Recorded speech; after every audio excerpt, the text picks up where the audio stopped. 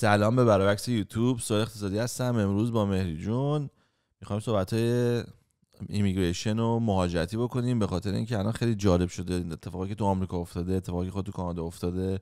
بعد کنن یهو ویزاها رو کنسل کردن، سخت شده. من میشنم کسی که کانادا اومدن، همه خیلی ویدیو زیاد شده که همه قور میزنن و اگر میشه ادیتور دو تا ویدیو پیدا کنه از این مهاجرت، کسی که مهاجرت کردن دارن قور میزنن.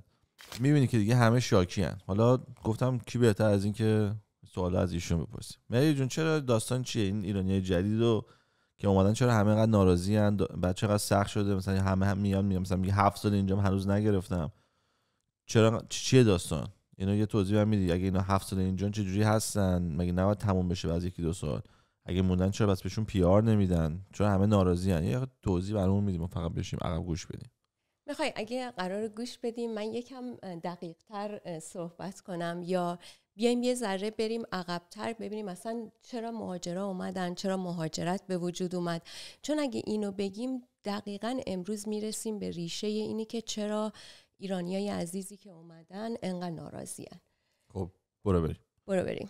بذار برای جواب دادن به این سوال جان، من باید یه ذره از تاریخ مهاجرت حداقل کانادا صحبت بکنم که بتونیم برسیم به این نقطه که چرا هموطنای ما ناراضی‌ان. خب ببین، وقتی که نگاه میکنیم کسایی که 100 سال پیش 150 سال پیش وارد کانادا شدن، یه کشورهایی مثلا چین، مثل ژاپن، مثل هند، اینا وقتی وارد کانادا شدن بعد از جنگ جهانی دوم یا بعد از انقلاباتی که اتفاق افتاد وارد کانادا شدن. اینا نسل اول بودن. خب نسل اولیایی که رسیدن کانادا سختی‌های خیلی زیادی کشیدن و الان از 150 سال پیش به این طرف نسلای دوم و سومشون در کانادا دارن زندگی میکنن. ولی اگه یه لحظه به کشور خودمون نگاه کنید، چند سال مگه ما داریم مهاجرت میکنیم؟ یه چیزی هولوش بعد از دقیقاً بعد از جمهوری اسلامی مردم اصلا به فکر مهاجرت افتادن. خب یه لحظه ببین، وقتی که تو تازه داری مهاجرت میکنی، قبلا هر کی میومد درس میخون برمیگشت. دقیقاً بیشتر کسایی که میمدن درس میخوندن و برمیگشتن. یعنی اصلا هیچ کس به فکر مهاجرت نبود. حالا کسایی که اومدن اینا نسل اولی هن که رسیدن اینجا.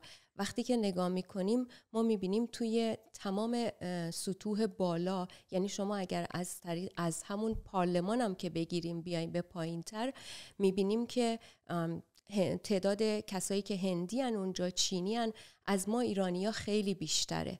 و خب این نشون میده که اونا اومدن اینجا، جا افتادن، کامیونیتی های خیلی بزرگی دارن و این باعث میشه که وقتی که شما توی یه جامعه‌ای باشین که ساپورت سیستم داشته باشین، مسلماً کمتر اذیت میشین. یعنی مثلا یه هندی بیاد اینجا، جایی هست که مثلا هندیا پول میدن کمک کنن به کسی که تازه میان ها. دقیقاً. ببینین به هر حال بین خودشون، چون حساب کنین مثلا اینجا ما سر همدیگه رو کلاه میزنیم اگه مثلا پیدا کنیم این تازه اومده بلد نیست سرش کلاه بزنیم. من که اینطوری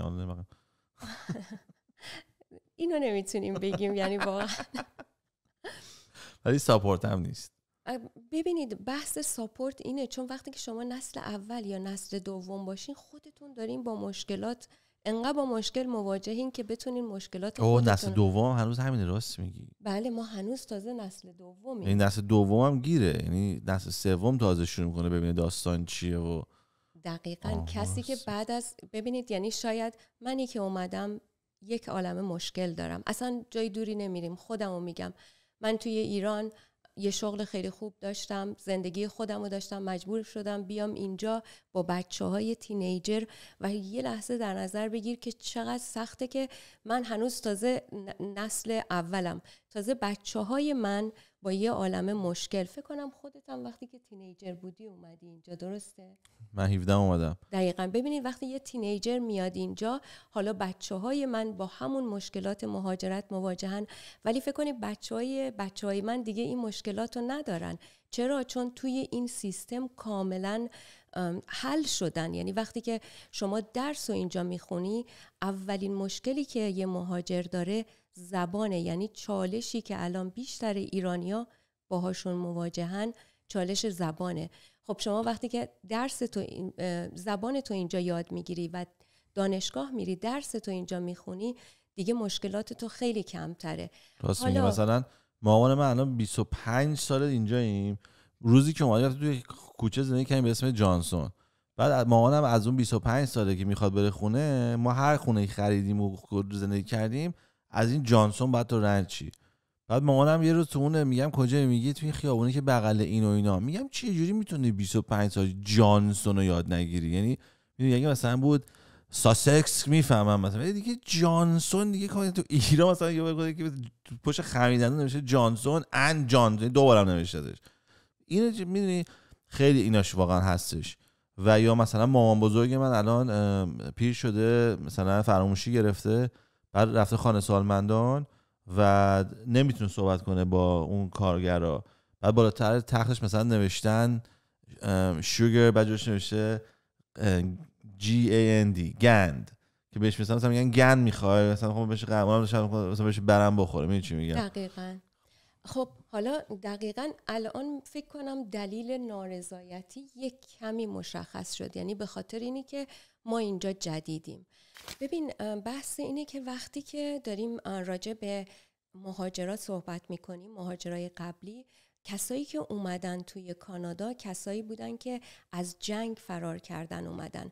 ژاپنی‌ها از جنگ اومدن، اروپایی‌ها از جنگ جهانی دوم اومدن. ببینین اینا آدمای خیلی سختی کشیده‌ای بودن.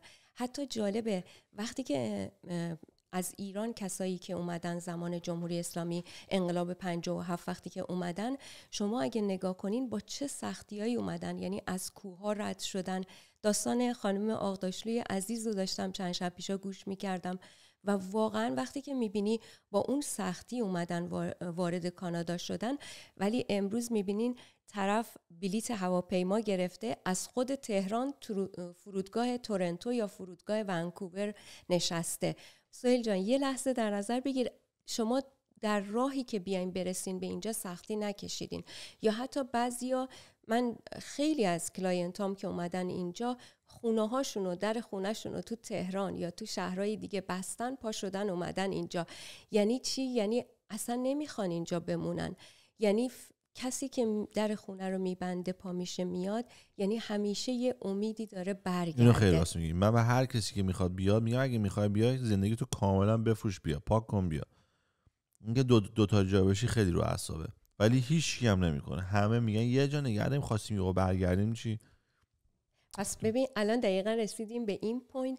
اینا مهاجرایی که الان میان مهاجر نیستن. مثل این جمله زیبایی که میگفت من از ایران رفتم ولی ایران از من نرفت. یعنی چی؟ یعنی ما ایرانیایی که اومدیم اکثرانمون، بعضیا میگن هنوز ساکامونم تو خونه باز نکردیم، منتظریم برگردیم ایران. اکثرا منتظریم برگردیم. و ببین وقتی که تو با این انتظارات از کشور خارج میشی که من دوباره برمیگردم، خودتو اینجا تو جامعه حل نمی کنی و حل شدن تو جامعه برای یه مهاجر اولین قدمه. یعنی من همیشه میگم شما باید اینجا بیاین، یاد بگیرین، زبان یاد بگیرین، حتما باید بیاین تحصیل کانادایی داشته باشین که بتونین چی کار بکنین، که بتونین تو جامعه جزئی از این جامعه بشین. دقیقاً.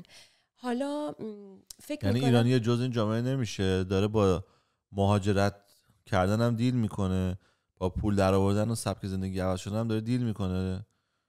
بعد به قول شما تو ایران هم تو رفاه بوده، حالا مثلا کجا بودهشو کاری ندارم ولی مثلا راحت تر بوده، حداقل میدونسته نونشو کجا میگیره، میدونی خود ستابش راحت تر بوده. بعد اومد اینجا همه چی هم باید از اول بکنه، آدم چیز میشه دیگه. راست میگی.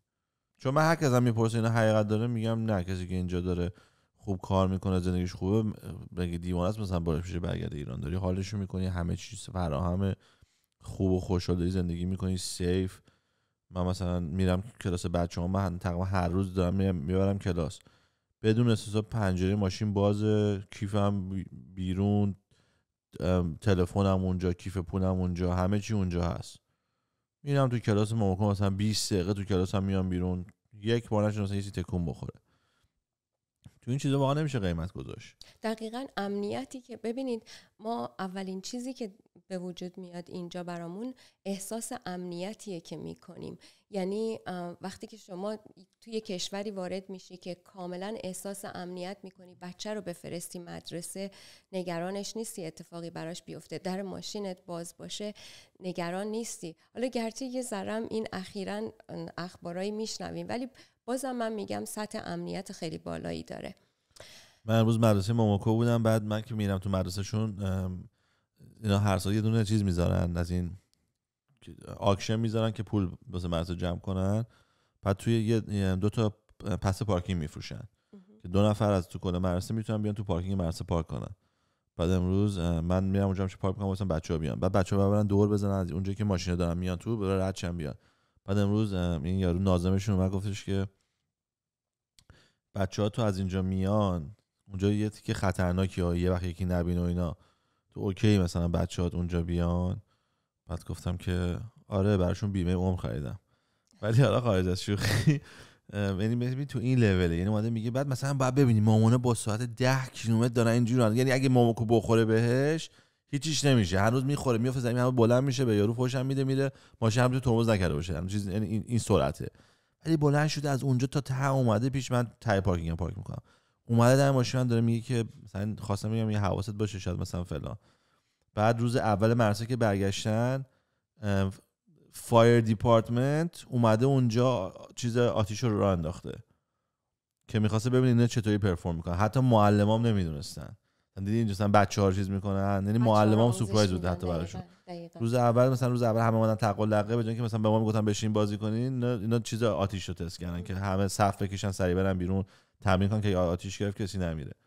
مثلا من اینو دیدم مثلا واقعا میگفتم تو مدرسه ما اگه آتیش میگیره مثلا آمار میاد نصف مدرسه مرد. یه بار نیومدم میگم آقا بیا فرض کن آتیش گرفته بریم چجوری میخوایم بریم بیرون، همه نداریم دم درگیری کنیم. واقعا ببین اصلا یکی از مشکلاتی که مهاجرا دارن مشکل آموزشه. وقتی که شما میای اینجا واقعا اگر بخوای وارد سیستم کانادایی بشی باید آموزش کانادایی ببینی. یعنی باید حتی شده دوره‌های کوتاه مدت، لازم هم نیست یه دوره بلند مدت دیده باشی، یه دوره کوتاه مدت هم ببینی بهت کمک میکنه. حالا یه سوال، چقدر طول میکشه که یه نفر، یعنی چند سال بعد یه نفر میخواد بیاد میگه اوکی من میفهمم باید یه سری از سنمو بذارم به خاطر اینکه بهتر شم، بگو 1 تا 2 سال بخواد زبان یاد بگیره، که داره زبان یاد میگیره میتونه تو مدرسه باشه، ولی خب شاید اگه زبانت خیلی پایین باشه نتونی هیچ کورس دیگه برداری، ریاضی هم که نمیخوای برداری، واسه همین بگو 2 سال بعد زبان یاد بگیره، 1 سال هم بیاد یه چیزی برداره که حالا بخونه، یه مدرک مثلا چه نمیدونم چه مدرکی 1 ساله میتونی بگیری، یعنی مینیمم نمیدونم، تو به من بگو اینم جواب سوال من چیه، چقدر آدم‌ها بعد اینجا وقت بزنن که خودشون رو واقعا بتونن بهتر کنن. واقعا یعنی یکی میاد چون همه میخوان سریع بکنن ولی واقعا تایم میبره. وقتی انگلیسی بلد نیستی خب تو 2 سال طول میکشه انگلیسی یاد بگیری، بعد بخوای به کورس برداری اگه انگلیسی خوب نیست کتابو میخونی نمیفهمی فایده نداره که. کسایی که از ایران دارن میان با دقت راهشون رو انتخاب بکنن. یعنی چی؟ یعنی انتخاب بکنن که من میخوام برم اونجا چی کار بکنم، یه دوره تخصصی اول اونجا ببینن که اون مثلا مثل چی؟ کسایی که میخوان کارهای فنی مثل لوله کشی، مثل کارهای من اینو تو یه ویدیو گفته بودم، گفتم آقا بیاین چیزا اینجوری یاد بگیرین. دقیقاً من خودم به اکثر کسایی که میخوان بهم زنگ میزنن، بچهای جوانی که زنگ میزنن میگن ما میخوایم مثلا بیایم، چجوری بیایم؟ من میگم یه برنامه‌ریزی 2 ساله، 3 ساله، 5 ساله داشته باشین. پس مثلا بعد بگو 3-4 سال بذاره که بخواد خودشو اینجا بسازه. ولی حالا چش شما میخوام، نظر من بود، چش شما یکی که میخواد از ایران بیاد چیکار باید بکنه که خودشو بتونه آماده کنه اینجا بیا با کیف پرتری بیاد اینجا؟ توی جمله قبلی که داشتم حرف میزدم اگه یادتون باشه گفتم که از فرودگاه تهران طرف بلند میشه میاد ونکوور. ولی واقعا من اینو پیشنهاد نمی‌کنم به عنوان یه آدمی که دلسوزانه آخه ببین یه نفر مثلا بابا پول داره نه اونو تو صحبت نمی‌کنی، تو اوج داری میگی ها، یکی بابا پول داره میگه من لوله کش نمیشم. من اصلا با پولدارا کار ندارم. ما داریم چون ببینین اونا 1%، 10%، یه جمعیت اقلیت خیلی کمی هستن. حرفای ما راجع به مردم عادیه که میخوان مهاجرت بکنن و به عنوان مهاجرت به کانادا فکر میکنن. من پیشنهادم اینجا ببخش واسه بهشون. حرفتون، اینجا اگه کسی بخواد بیاد تو کارهای فنی، لوله کشی، برکشی، این کارا لایسنس لازم نداری. یعنی قشنگ همه کارا رو میتونی بکنی. بعد حتی اگه بخوای به شهرداری اجازه بگیری، یه نفر که لایسنس رو میاره بهش 200 تا 300 دلار میدی، اون امضا میکنه، کارتو نگاه میکنه، میگه همه چی خوبه، امضا میکنه میره. و چون فکر نمی‌کنم مدرک برقکاری ایران اینجا به درد بخوره. ببین مدرک و من الان همینو میخواستم توضیح بدم. کسی که از ایران بلند میشه میاد باید 2-3 سال خودشو برای خودش برنامه‌ریزی داشته باشه که بیاد اینجا. مثلا چی؟ مثلا یه تخصصی رو یاد بگیره. من بارها به کسایی که مشاوره میدم اینو میگم که حتما سعی کنین یه تخصص داشته باشین، مثل برقکاری، مثل لوله کشی، مثل حتی تعمیر ماشین. وقتی که شما یه تخصصی توی کارتون داشته باشین، وقتی که میایین کانادا میتونین با یه مدرک خیلی کوچیکی گرفتن، با یه مدرکی یا یه دوره کوتاه مدتی اینجا دیدن وارد جامعه بشین و شروع به کار بکنین. ولی بچه‌هایی که میان، مثلا بچه‌های علوم انسانی، کسایی که میان مدرک روانشناسی دارن، مدرک وکالت دارن، برای اینا کار کردن خیلی سخته، چون اگه بخوام وکیل بشن یه پروسه طولانی مدت داره.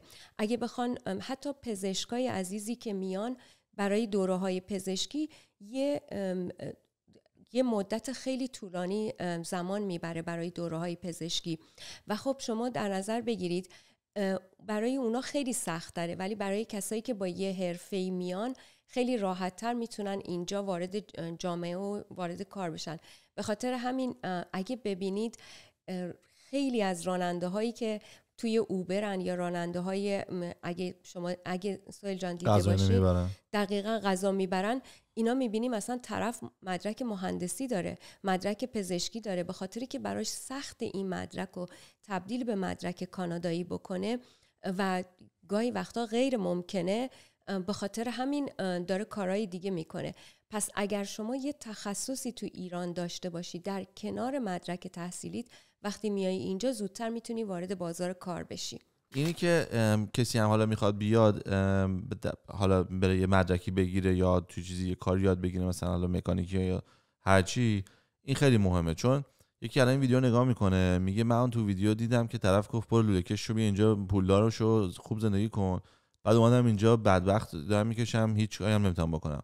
ببین من الان یه دونه چند روز پیش یه چیزی افتاده بود توی آشغال خورد کنم که نمی‌تونستم خودم در بیارمش. زنگ زدم یه لوله کش اومد اینجوری پیچو انداخت توش، چرخون بازش کرد، در واقع جوری زد زمین، یه پیچ ازش افتاد بیرون، یه پیچ افتاد بیرون، برگردون بستش گذاشت سرش. مثلا کلا مثلا 7 دقیقه کارش طول کشید و من برای این فکر می‌کنم $300 باید میدادم.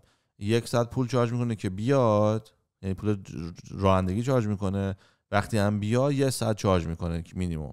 ساعتی هم نمیدونم $195، $100 هم رانندگی شد، $295 واسه که فقط به یه پیچو در بیاره بره. خب اون کمپانی $300 گرفت، ولی اون کسی که اومد واسه 2 ساعت $25 گرفت، یعنی $50 پول گرفت.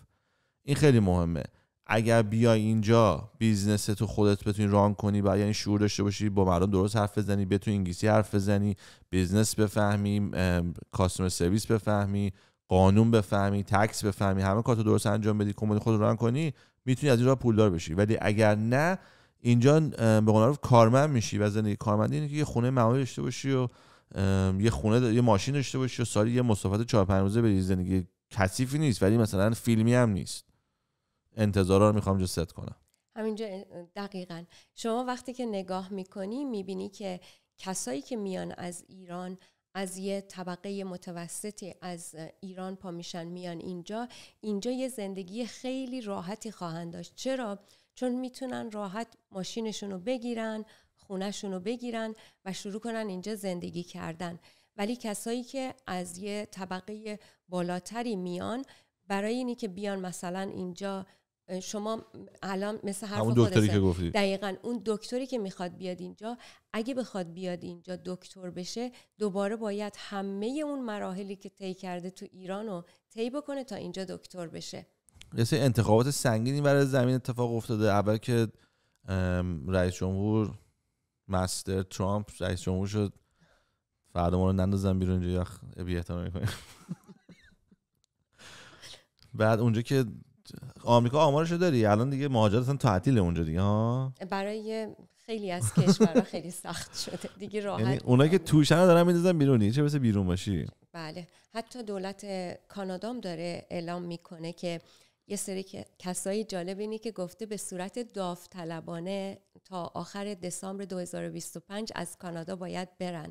حالا نگفته که اگر داوطلبانه نرن چه اتفاقی میفته، ولی فعلا که فقط دولت گفته داوطلبانه. اوکی آقا این دولت این کارو میکنه، من نمیدونم داستان چیه. مثلا تفنگ مفنگ دارم که وحشی غیر قانونیه، خب یعنی قانونی بوده وقتی من خریدمشون، بعد این رئیس این نخست وزیر جدیدمون که اومد اینا رو غیر قانونی کرد. منم ریسپکت میکنم چون میگم که واقعا برای چی من احمق باید یه همچین سلاحی داشته باشم. کاملا حرف یعنی کارش منطقی بود، ولی در صورت من دیگه دارم و من اصلا برای همین رفتم گرفتم. چون وقتی رفتم گفتم من میدونم این اصلا منطقی نیست این چیز احمقانه توی کشوری که اینقدر خفنه آزاد بمونه، و رفتم این تفنگا رو گرفتم و دارم. خلاصه این اومد و گفت اینا غیر قانونی ان. بعدش اومدم گفتم اونا که دارن چی؟ گفتن یه دونه سیستم میزنیم که تو میتونی تفنگ بیاری اینجا، ما ازت میخریمش. حالا به چه قیمتی اینا شده دیگه هم نمیدونم، ولی ما ازت تفنگتو میخریم، ولی خب معلومه ضرر میکنید. چون مثلا میگم من یه لیزر رو تفنگم دارم $250، برای لیزر که من $250 پول نمیده، میگه ما مثلا خود تفنگو اصلش میدی، خلاص ما رو میکنه تو پاجمون، و این والنتیرلی بود، بعد میگه خود پس میدادی. بعد منم همین رو دیدم گفتم خب والنتیر من نمیخوام بدم، من ندادم. الان 5 سال 10 سال با هم داره هر 2-3 ماه نامه میاد در خونم که ما میدونیم تو این تفنگ رو داری، بعد همین تمام میشه. خب دقیقاً دولت داره همین کارو میکنه. خب بمونین جایی نرین. نه اونطوری نیست که بگه بمونین جایی نرین. مسلماً دولت داره همین کارو میکنه. اول اعلام میکنه میگه والنتری، ولی خب یه مسئله‌ای که وجود داره، کسایی که ویزاهاشون دارن تموم میشن گفته دیگه معلوم نیست ویزا بده بهشون یا نه. یعنی مثل قبلا به راحتی قبل نیست که شما راحت.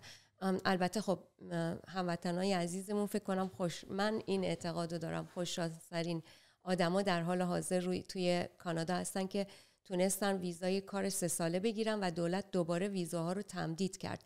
ولی خب کشورهای دیگه الان ویزاهایی که داره تموم میشه، دولت فکر نکنم به این راحتی قصد داشته باشه، مخصوصا اگر ما نتونیم دولت مثل لیبرالا رو داشته باشیم. حالا همین می‌خواستم بگم، الان انتخابات کانادا است، 28م انتخابات کاناداه.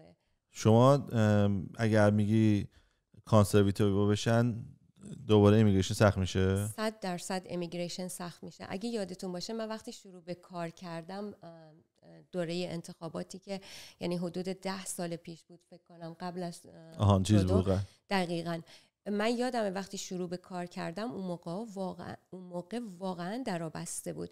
یعنی فقط کانادا اجازه میداد به سرمایه گذارا و یه تعداد کمی از ویزاهای استودنت یا بقیه ویزاها وارد کانادا بشن. ولی یه دفعه بعد از اینی که ترودو اومد تو کار درا رو باز کرد. یعنی اول که گفت که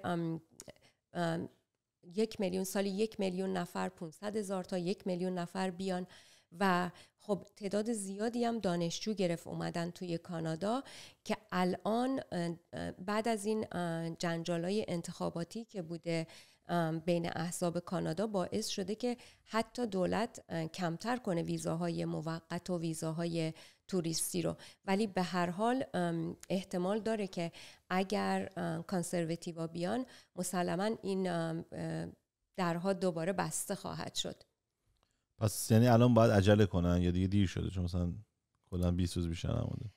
روز اول که نمیکنن، یه خورده طول داره، یکم طول داره، ولی آلردی همین الان هم دولت ترودو درا رو بسته. یعنی الان خیلی ویزاهای توریستی کمتر شدن. کسی که میخواد بیاد بهترین راه الان اینه که با یه برنامه ریزی طولانی مدت بیاد. یعنی من فکر نمی کنم کسایی که از بیرون از کانادا میخوان بیان دیگه مثل 2 سال پیش 5 سال پیش به اون راحتی باشه که بیان.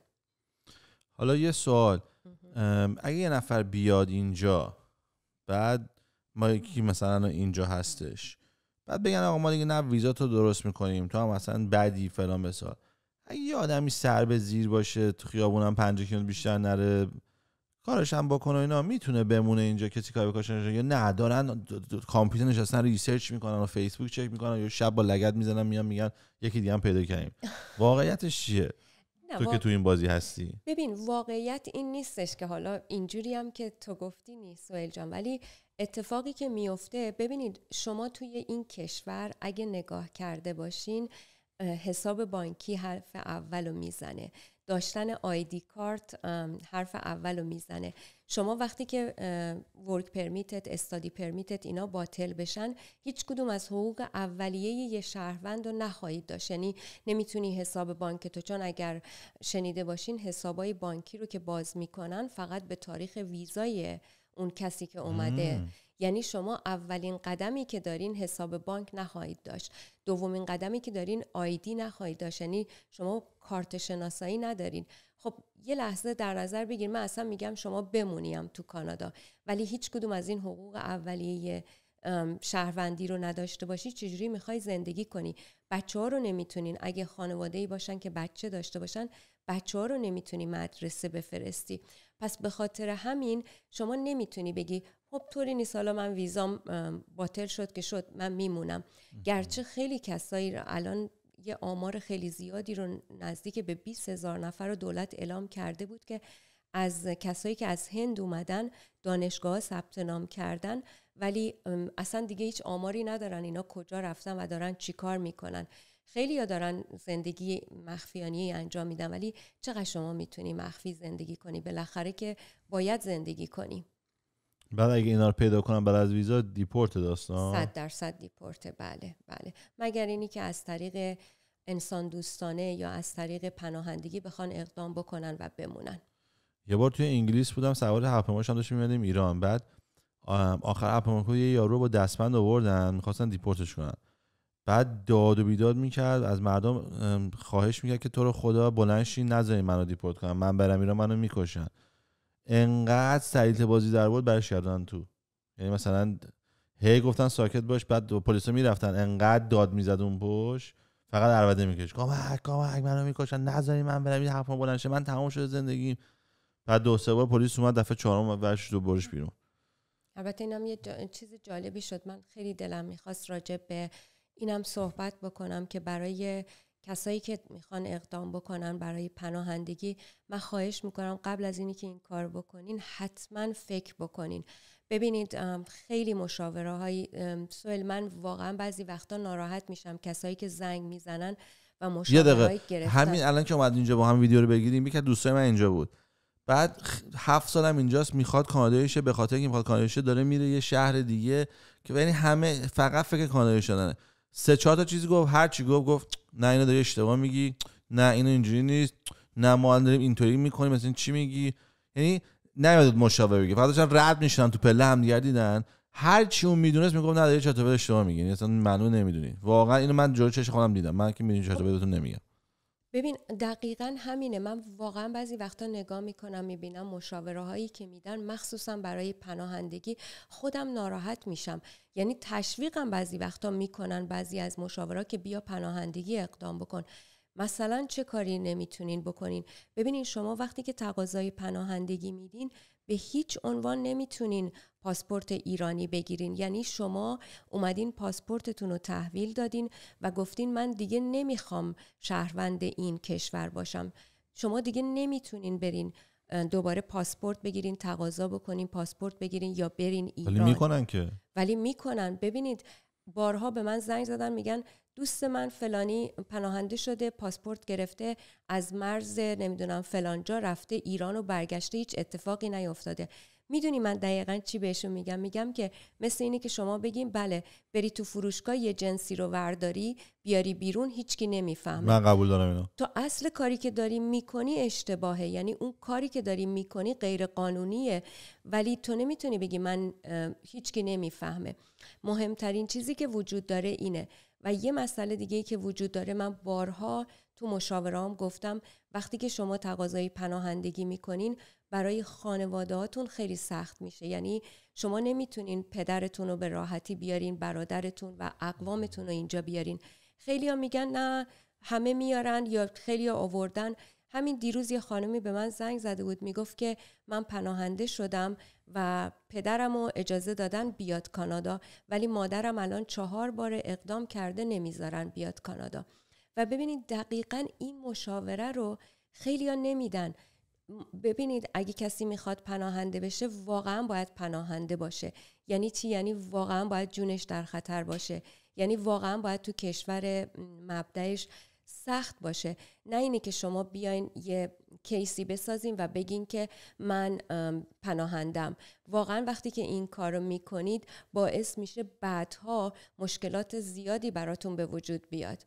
خب برای آخرین سوال من میخوام بپرسم، برای این ایرانیایی که الان اینجا با ورک پرمیت هستن باید چیکار کنن و آیا میتونن برگردن ایرانو بیان؟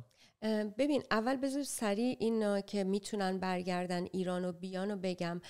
خیلیا میرن ایران و برمیگردن و میگن ما مشکلی نداریم، ولی ببینید داستانای زیادی به دفتر ما زنگ زدن و گفتن که نه، برادر من، فامیل من اومده تو فرودگاه، رفته بوده ایران 3 ماه 4 ماه مونده بوده، اومده تو فرودگاه و برش گردوندن.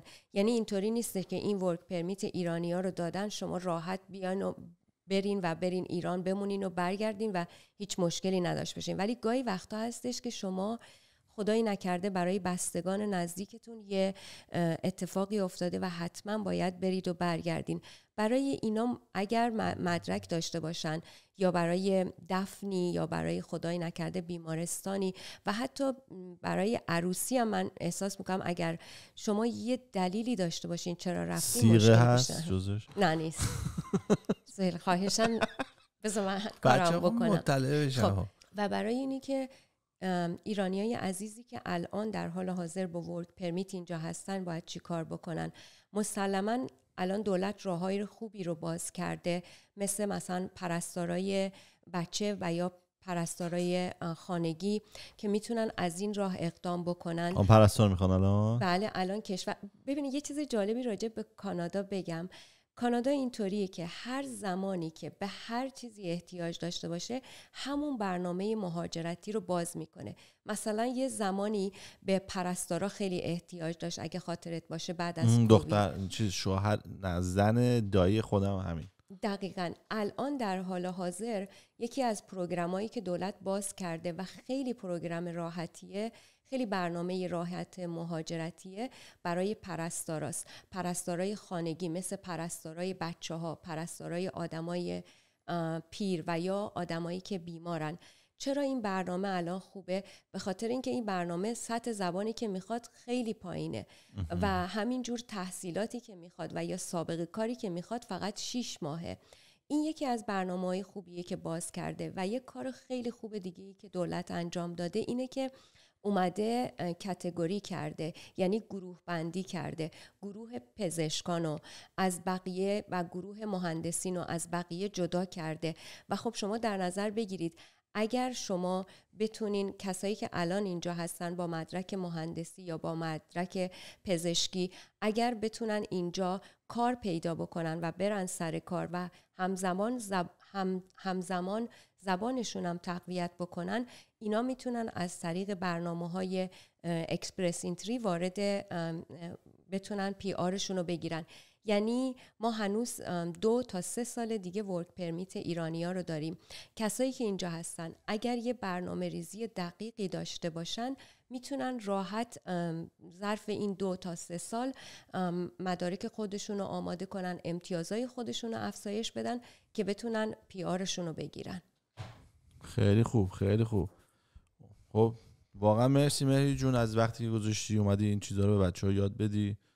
من از شما ممنونم. اگه خواستین بچه‌ها اطلاعات مهری جون تو دیسکریپشن میذارم، به این روش نگاه بکنید، زنگی بزنید، کسی کمکی چیزی میخواد هستن. ببینید کسی که سال‌هاست تو این کاره و میگم دیگه من امروز دیدم جلوی خودم یه نفری که 7 سال فقط زندگیش اینه که میخواد پی آر بگیره و تحصیلم کرده و اینجا یعنی انگلیسیش هم خوبه، تحصیلم کرده، همه چیزایی که داشت میگفت اشتباه بود. یعنی هر چی مثلا میگفت 3 سال میگفت نه 1 سال و فرق ناکن، میگم من باید 3 سال این کارو کنم، میگفت نه 1 سال بکنی کافیه. 3 سال یه چیزی که مثلا تو شاید میگی خیلی بیخیال، 1 سال میگیم که امروز شروع کنیم ولی فقط 11 ماه مونده. دقیقاً. من برای صحبت آخرم میخوام یه چیزی سهیل جان به همه بگم. ببینید خیلی ها میان میگن مادر دوست من این اتفاق براش افتاده، رفته راحت PR گرفته، دایی من، عموی من، و خدا رو شکر همه ما یه آشنایی داریم که از یه طریقی اقدام کرده. فقط تنها خواهشی که ازتون دارم اینه که به هیچ کس نگاه نکنین اینو گفته اونو گفته. حداقل مخصوصا الان با این اینترنت خوبی که اومده، با این سوشال مدیا که اومده که راحت میتونن همه با هم در تماس باشن، شما راحت میتونی یه مشاوره رایگان بگیری، ببینی واقعا شما واجد شرایط هستید یا نه. خیلی ممنون، مرسی برای بکس، دمتون گرم. جاکس.